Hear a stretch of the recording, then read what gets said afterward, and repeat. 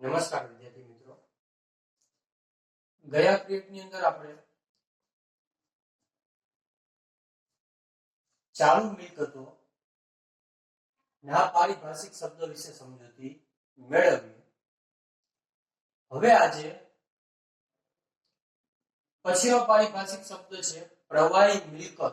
તો પ્રવાહી મિલકત વિશે વધારે સમજ મેળવી. પ્રવાહી મિલકત એટલે શું? તો કે આખર સ્ટોક સિવાયની તમામ ચાલુ મિલકતોને પ્રવાહી મિલકતો કહે છે. આપણને કીધું કે આખર માલના સ્ટોક સિવાયની તમામ ચાલુ મિલકતો. તો આપણે ગયા પીરિયડની અંદર ચાલુ મિલકત વિશે શીખી ગયા હતા કે ચાલુ મિલકત એટલે શું, અને એના ઉદાહરણ જોયા હતા કે કઈ કઈ મિલકતો ચાલુ મિલકતો છે. તો પ્રવાહી મિલકતની અંદર તમારે શું કરવાનું? તો કે પ્રવાહી મિલકતની અંદર જે આપણી કુલ ચાલુ મિલકતો હોય, આપણે બધી ચાલુ મિલકતો જોઈ, એ ચાલુ મિલકતમાંથી કઈ મિલકતને તમારે બાદ કરી દેવાની? તો કે આખર માલનો સ્ટોક. એ આખર માલનો સ્ટોક તમે બાદ કરી દો તો બાકીની જે તમારી પાસે મિલકત વધે એને આપણે કેવી મિલકત કહેવાય? તો કે પ્રવાહી મિલકત. પ્રવાહી શા માટે? તો કે આ આખર માલના સ્ટોક સિવાયની જે ચાલુ મિલકતો રહી, એ તમામ ચાલુ મિલકતોનું રોકડમાં ઝડપથી શું થાય? રૂપાંતર. એટલે કે ઝડપથી તમે ચાલુ મિલકતો વેચી અને એમાંથી તમે ઝડપથી રોકડ પ્રાપ્ત કરી શકો છો. એટલા માટે પ્રવાહી મિલકત રહી એ ઝડપથી રોકડમાં રૂપાંતર થાય છે. તમારે પરીક્ષામાં એકવાર એવો પ્રશ્ન પૂછાયેલો કે સૌથી વધુ પ્રવાહિતા ધરાવતી મિલકત કઈ? સૌથી વધુ પ્રવાહિતા ધરાવતી મિલકત કઈ?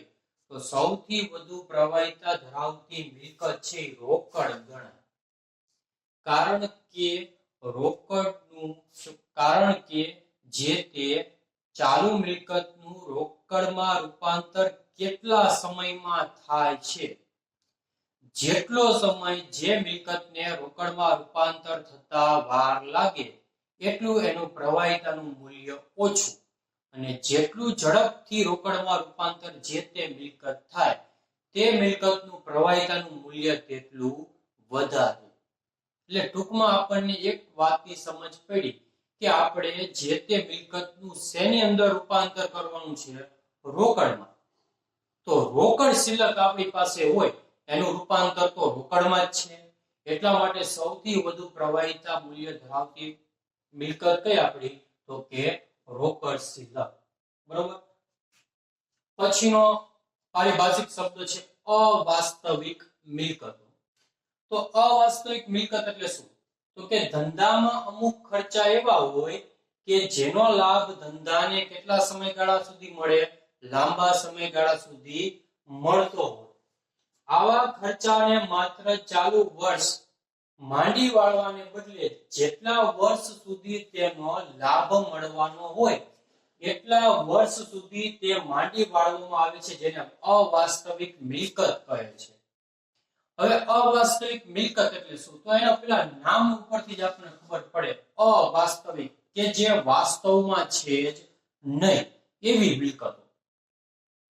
તો આપણા ધંધાની અંદર આપણે અમુક પ્રકારના એવા ખર્ચા કરીએ છીએ, અમુક એવા ખર્ચાઓ આપણે ચૂકવીએ છીએ કે જે ખર્ચનો લાભ આપણને લાંબા સમયગાળા સુધી મળતો હોય. ઉદાહરણ તરીકે પહેલા આપણે અમુક એવા ખર્ચાઓ લઈએ કે જેનો લાભ આપણે એકવાર એનો ઉપયોગ કર્યો એટલે પછી એનો લાભ ફરીવાર આપણને ન મળતો હોય. દાખલા તરીકે કર્મચારીને આપણે મહિને પગાર ચૂકવી દેવી, એટલે એક મહિનો કામ કર્યું એને મહિને પગાર ચૂકવી દીધો એટલે એક મહિનાનો લાભ અહીંયા પૂરો. પછી બીજા મહિને જો આપણે એને કામ પર રાખવો હોય, એની પાસે કામ કરાવવું હોય તો એને બીજા મહિનાનો પણ પગાર ચૂકવવો પડશે. એટલે એનો લાભ, એક ખર્ચનો લાભ આપણને કેટલા સમયગાળા માટે મળે છે? તો એક જ વાર મળે. જ્યારે કંપની જાહેરાત આપે, આપણે ટીવી ની અંદર સિરિયલ જોતા હોય, ક્રિકેટ મેચ જોતા હોય કે કોઈ પિક્ચર જોતા હોય તો ત્યારે સતત જાહેરાતો આવે. એ જાહેરાતનો લાભ કંપનીને શું એક જ વાર મળે છે? એકવાર જાહેરાત આપે અને જેટલા ગ્રાહકોને જાહેરાત જોઈને વસ્તુ ખરીદવી હોય એટલા ખરીદી લે, પછી કોઈ નથી આવતું, બીજી વાર કોઈ જાહેરાત નથી જોતું? ના, એ જાહેરાતનો લાભ કંપનીને સમયના લાંબા ગાળા સુધી મળશે. એટલા માટે તે કંપની માટે તે જાહેરાત ખર્ચ કેવો ગણાશે? અવાસ્તવિક મિલકત. તો આવા ખર્ચા હોય, એવા ખર્ચાને કંપનીએ શું કરવાનું હોય?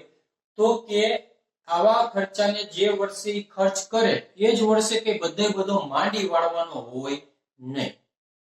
તે જ વર્ષે બધો ખર્ચ એને માંડી વાળવાનો ન હોય, પણ જેટલા સમયગાળા માટે એનો લાભ મળશે એટલા સમયગાળાની અંદર એને ખર્ચ શું કરવાનો હોય? માંડી વાળવાનો હોય. અહીંયા આપણે કોમર્સની અંદર એક નિયમ આવે છે એકાઉન્ટની અંદર કે તમને જે વસ્તુનો લાભ જે સમયે મળ્યો હોય એ વસ્તુનો ખર્ચ એ સમયે જ માંડી વાળવાનો હોય. એટલે જે ખર્ચનો લાભ આપણને જેટલા સમયગાળા માટે મળ્યો હોય તો આપણે એ ખર્ચ એટલા સમયગાળા માટે જ ચૂકવવાનો હોય. ઉદાહરણ તરીકે ધંધાએ કોઈ જાહેરાત આપવા માટે 50,000 નો ખર્ચ કરેલ છે, જે જાહેરાતનો લાભ ધંધાને આગામી 5 વર્ષ સુધી મળશે. કોઈ કંપની કે કોઈ ધંધો છે, એને પોતે પોતાની વસ્તુની જાહેરાત આપી અને ખર્ચ કેટલો થયો? 50,000 રૂપિયા.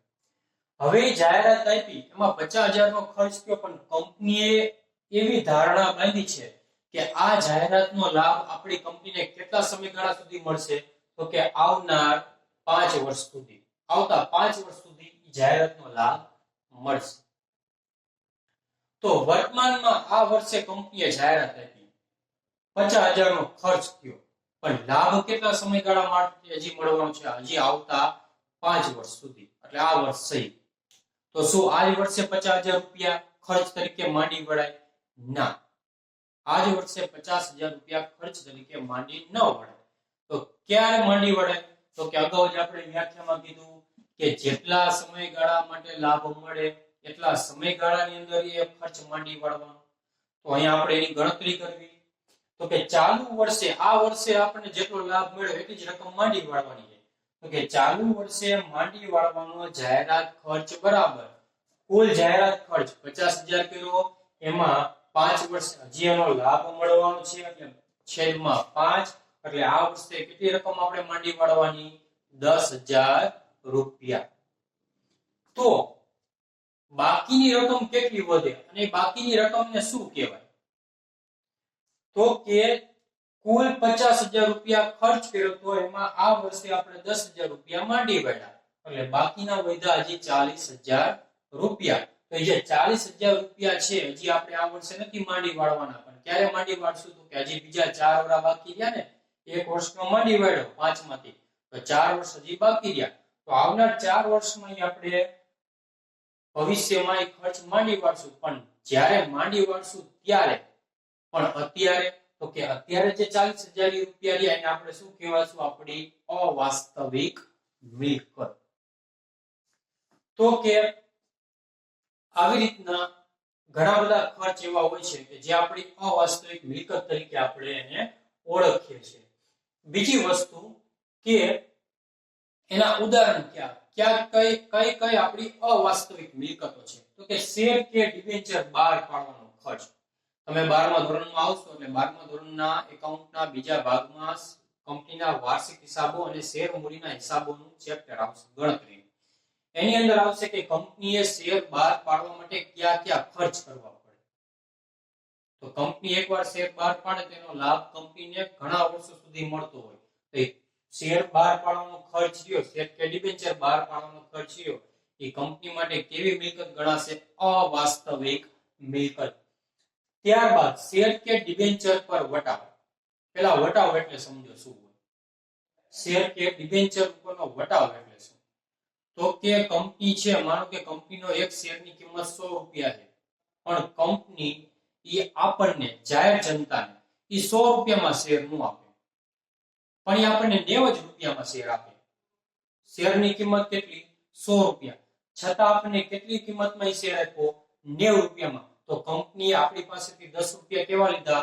ઓછા લીધા, તો કંપનીએ જે આપણી પાસેથી 10 રૂપિયા શેરના ઓછા લીધા એને શું કહેવાય? વટાવ. એ શેર ઉપર પણ વટાવ હોય અને ડિબેન્ચર ઉપર પણ વટાવ હોય. જે વસ્તુ આપણને આપી હોય એનો વટાવ ગણાય. તો કંપની એક જ વાર વટાવ આપે પણ એનો લાભ કંપનીને લાંબા સમયગાળા સુધી મળશે, તો એ શેર કે ડિબેન્ચર પર વટાવ એ પણ કંપની માટે અવાસ્તવિક મિલકત ગણાય.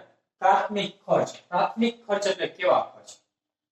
તો કંપનીની શરૂઆત થાય, કંપની જ્યારથી પોતાનો ધંધો શરૂ કરવાનું પ્રમાણપત્ર મેળવે એની પહેલા જે ખર્ચ કંપનીએ કર્યા હોય કંપનીને સ્થાપવા માટે, અમુક કરારો કર્યા હોય, બેંક સાથેના, જમીનના કરાર, કેટલાય કરાર કર્યા હોય, એ જે ખર્ચ કર્યો હોય કંપનીએ, એ ખર્ચ સ્થાપના પહેલાનો, ધંધો શરૂ કરવાનું પ્રમાણપત્ર મળ્યા પહેલાનો જે ખર્ચ રહ્યો એ પ્રાથમિક ખર્ચ ગણાય. એ પણ આપણી અવાસ્તવિક મિલકત ગણાય. જાહેરાત ઝુંબેશ ખર્ચ, જે સમજાયું તે હમણે ઉદાહરણ સહિત. સંશોધન ખર્ચ, કંપની પોતાના એકમની અંદર, પોતાની વસ્તુની અંદર સતત સંશોધન કરતી હોય. દાખલા તરીકે આપણે મોબાઈલ ફોન છે, પેલા સાદા આવતા હતા અને વર્તમાન સમયની અંદર તમે જોઈ શકો કે સ્માર્ટફોન, એન્ડ્રોઈડ ફોન આવે છે. તો એમ નામ શું આ સ્માર્ટફોન, એન્ડ્રોઈડ ફોન આવી ગયા? ના. કંપનીએ શું કર્યું? તો કે ફોનની અંદર શું કર્યું? સતત સંશોધન. અને સંશોધન કઈ મફત થાય નહીં. એના માટે જે વિશેષ જ્ઞાન ધરાવતી વ્યક્તિઓને એને કંપનીમાં રાખવા પડે, એને પગાર આપવો પડે, એને મહેનતાણું આપવું પડે, જે તે વસ્તુ લાવવા માટે ખર્ચ થતો હોય. તો આ બધો ખર્ચ સંશોધન ખર્ચ કહેવાય. અને સંશોધન ખર્ચ શું એક જ વાર સંશોધન કરી લે, બરોબર? એક ફોન એમને સંશોધન કરીને બનાવ્યો, એક ફોને પૂરો એનો સંશોધન ખર્ચ માંડી પડે? ના. જ્યાં સુધી તે પ્રકારની ટેકનોલોજીની વસ્તુનું ઉત્પાદન કંપની કરશે ત્યાં સુધી તે ખર્ચ ધીમે ધીમે માંડી વાળશે. તો આ બધા આપણે અવાસ્તવિક મિલકતના ઉદાહરણ જોયા. હવે પછીનો પોઈન્ટ કે અવાસ્તવિક મિલકતનું ઉપજ મૂલ્ય કેટલું હોય? શૂન્ય. પરીક્ષાની અંદર ખાસ પૂછાય એમસીક્યુ કે 1 માર્કમાં કે કઈ મિલકતનું ઉપજ મૂલ્ય શૂન્ય હોય? તો અવાસ્તવિક મિલકતનું ઉપજ મૂલ્ય કેવું હોય? શૂન્ય. શા માટે? તો કે આ અવાસ્તવિક મિલકતને તમે બજારમાં વેચવા જાઓ તો તમને એક પણ રૂપિયો મળે નહીં, અને ન જ મળે. કારણ કે આ જાહેરાત કોની હોય? આપણી કંપનીની. તો આપણી કંપનીની જાહેરાત આપણે બજારમાં વેચવા જઈએ કોઈ લે ન લે, બરોબર? તો એટલા માટે ઉપજ મૂલ્ય કેવું હોય? શૂન્ય. અને ઉપજ મૂલ્ય શૂન્ય હોય તો એનું રોકડની અંદર રૂપાંતર પણ થઈ શકે નહીં, એટલે કોઈ ખરીદે જ નહીં તો આપણને રોકડા રૂપિયા મળવાના નથી. એટલા માટે અવાસ્તવિક મિલકતનું ઉપજ મૂલ્ય કેવું હોય? શૂન્ય હોય છે, અને તેનું રોકડમાં રૂપાંતર પણ થઈ શકતું નથી. ત્યારબાદ અવાસ્તવિક મિલકતને પ્રસ્તાવિત મહેસૂલી ખર્ચ તરીકે પણ ઓળખવામાં આવે છે. જે આપણી અવાસ્તવિક મિલકતો છે એ અવાસ્તવિક મિલકતનું બીજું નામ શું? તો કે પ્રસ્તાવિત મહેસૂલી ખર્ચ. તો પરીક્ષામાં આ પણ પૂછાય કે અવાસ્તવિક મિલકતનું બીજું નામ જણાવો. તો આપણને ખ્યાલ હોવો જોઈએ કે અવાસ્તવિક મિલકતનું બીજું નામ છે પ્રસારિત મહેસૂલી ખર્ચ. અથવા તો પરીક્ષામાં તમને એવું પણ પૂછાય કે અવાસ્તવિક મિલકત વિશે ટૂંક નોંધ લખો 2 માર્કમાં. એની જગ્યાએ તમને આવો પણ શબ્દ વાપરી દે કે પ્રસારિત મહેસૂલ ખર્ચ વિશે ટૂંક નોંધ લખો 2 માર્ક. તો બંનેનો અર્થ એક જ થાય, એટલે આપણે બીજા નામ વિશે પણ ખ્યાલ હોવો જોઈએ. તો આજે આપણે પ્રવાહી મિલકત અને અવાસ્તવિક મિલકત વિશે સમજ્યા. તો આનો તમારે ઘરે અભ્યાસ કરવો. બાકીના પારિભાષિક શબ્દો હવે આપણે આવતા પિરિયડની અંદર સમજશું. આભાર.